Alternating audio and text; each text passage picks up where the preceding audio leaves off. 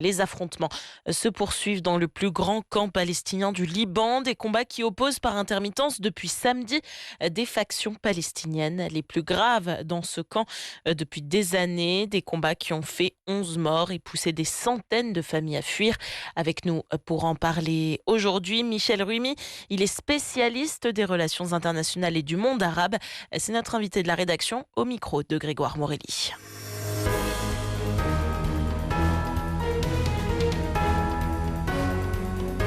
Bonjour Michel Rumi.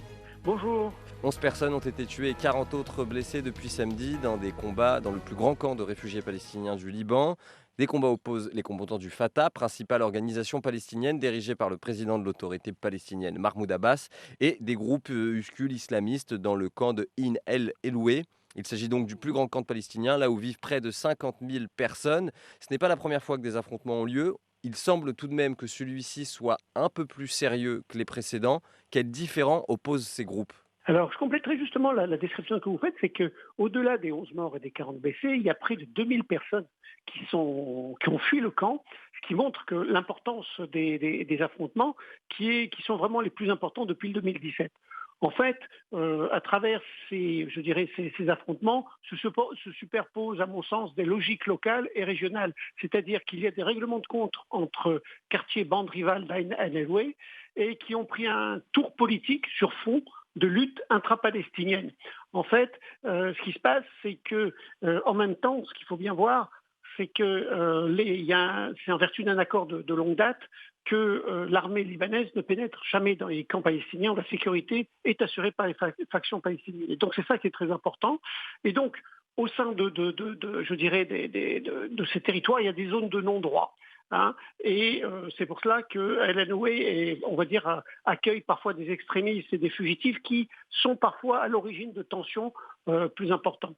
Et qu'est-ce que ça veut dire ? C'est qu'il y a eu des tensions politiques entre Palestiniens s'ajoutent des règlements de compte entre quartiers, puisque ce qui s'est passé, c'est que le conflit a commencé samedi avec la mort d'un membre d'un groupuscule islamique, Shabab al-Muslim, qui était tué par vengeance par le frère d'un autre jeune qui a été tué dans le combat de mars. Et en fait, ce qui s'est passé, c'est que Abou al-Ahmad al-Armouchi, qui est le responsable, on va dire, de la sécurité nationale palestinienne pour la région de Saïda, qui était venu chercher le responsable pour le remettre à l'armée israélienne, à l'armée libanaise.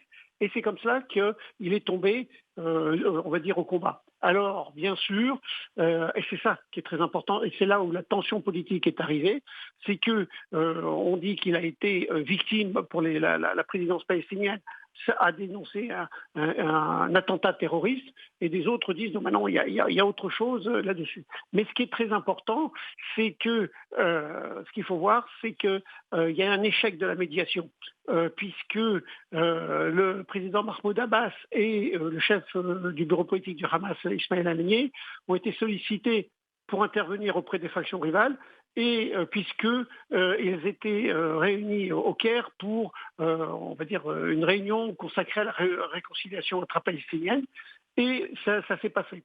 Alors, ce qui est aussi intéressant de bien comprendre, c'est que le Premier ministre libanais, Najib Mikati, a estimé que le timing était un peu suspect dans la mesure où ces affrontements avaient un contexte,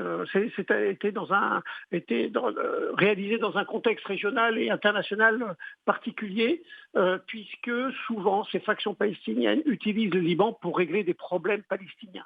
Et du coup, il a un peu tapé le poing sur la table en disant on refuse l'utilisation du territoire libanais pour régler ses comptes, des comptes étrangers entre Palestiniens aux dépens des Libans et des Libanais. Et c'est ça qui est très important de comprendre, c'est qu'aujourd'hui, en fait, au-delà de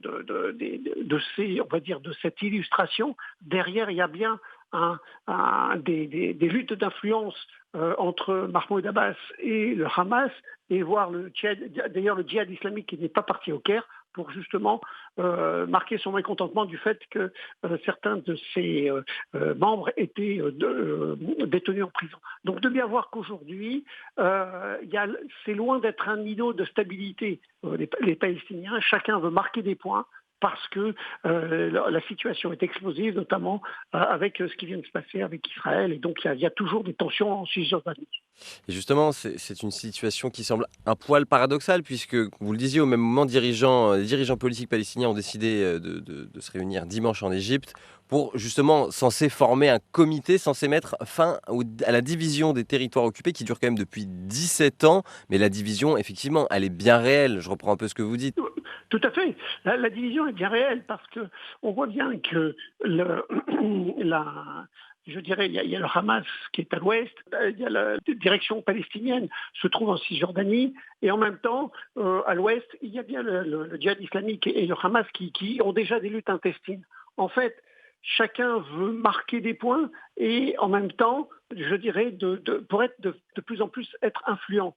Et bien sûr, ce qu'il faut bien voir, c'est que toutes ces aides, notamment du côté ouest, viennent souvent de l'aide du Liban. Et donc, dès lors qu'on s'impose au Liban, on a un soutien, on va dire, logistique, on va dire, ou financier pour la bande ouest.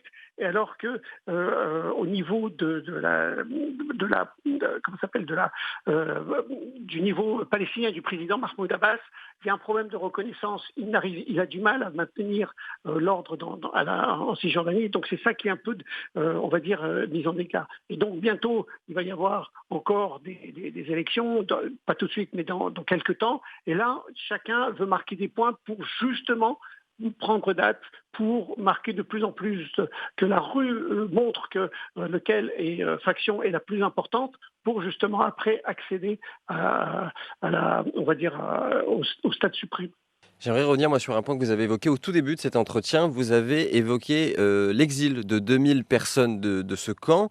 Et justement, un haut responsable du Fatah, lui, exprime une crainte. Il pense, ou en tout cas, il redoute le fait que ces affrontements soient menés dans le but de pousser les habitants du camp à l'exode. Est-ce que c'est un constat que vous partagez? Bien, en fait, ce qui se passe, c'est que avec le temps, on va dire, les réfugiés se sont sédentarisés. Donc, d'une certaine manière, ils cherchent la paix, ils essayent de s'en sortir tant bien que mal, etc. Or, le camp d'El Ain El Eloui, en fait, c'est le plus grand camp, mais il y a beaucoup de Palestiniens qui ont fui la guerre en Syrie. Il y a beaucoup également d'extrémistes et de fugitifs qui viennent dans ce camp. Et donc, cet îlot de stabilité tend à disparaître parce que ce sont des éléments externes qui viennent déstabiliser cette stabilité, on va dire, et c'est ça qui est important. Donc, bien sûr, comme toute fait de guerre, si vous voulez, eh bien, les habitants fuient la zone de guerre. Donc, c'est vrai que dans une certaine mesure, eh bien, ça va pousser, mais le grand problème, c'est qu'on va retrouver des Palestiniens réfugiés ailleurs et qui risquent de poser problème parce qu'on va déplacer un autre camp. Bon, bien sûr, c'est de la prospective, mais l'idée est que de plus en plus de personnes, si ce mouvement vient se perdurer, qu'on va avoir une fuite. Et ça peut poser des problèmes en termes de sécurité intérieure libanaise et devoir savoir vers où va-t-on aller, peut-être en Europe, et ça pose des tensions avec la Turquie, etc. Donc, bien sûr, ce qui va se passer, bon, on en est loin, hein, mais aujourd'hui, ça peut poser des problèmes, on va dire, de sécurité intérieure au niveau du Liban, qui risque de dire, bah, j'en ai marre d'avoir, je vous ai accueilli, et en même temps, vous faites des actions guerrières, et c'est pas pour me satisfaire, puisque ce qu'on risque peu d'arriver, c'est que l'armée libanaise risque de casser l'accord et de rentrer on va dire, dans les camps, et ça peut encore embraser encore plus le Liban. Donc voilà, justement, vous anticipez ma prochaine question. Est-ce que justement, il peut y avoir un point de rupture qui amène le Liban à franchir le cap et à mettre fin à cet accord? Et est-ce que l'armée libanaise peut donc rentrer dans ce camp? Ça semble donc être un scénario qui est probable selon vous, c'est bien ça? Probable, mais avec une faible probabilité. Parce que ce D'accord. qu'il faut bien voir, c'est que si l'armée libanaise venait à rentrer dans le camp, ça risque d'être très explosif. Parce que ça voudrait dire qu'au-delà des tensions intra-palestiniennes qui ne se sont pas apaisées, l'armée vient. Et on risque d'avoir d'un seul coup une union contre l'armée libanaise dans un pays qui n'est pas, on va dire, stable. Et donc l'armée libanaise n'est pas aussi forte qu'on peut le penser, et ça peut poser des problèmes. Donc ce qui veut dire, c'est qu'on risque peut-être de le faire, mais c'est très, très, très, très, très délicat parce que ça risque d'embraser et avec une issue du conflit dont on ne connaît pas la survenance, parce que toutes les parties en présence ont besoin d'un îlot de stabilité au Liban, que ce soit, je dirais, la Syrie, que ce soit l'Iran, que ce soit Israël. Bien sûr, il y a des conflits, mais ça reste très localisé. Dès lors qu'il y a un point explosif au Liban, ça ouvre des perspectives un peu difficiles pour l'ensemble de la région. Merci beaucoup, Michel Merci beaucoup. Remy, d'avoir pris le temps de répondre à nos questions. Merci à vous Merci, à très bientôt. et à très bientôt. Bonne fin de journée à vous. Au revoir. Au revoir.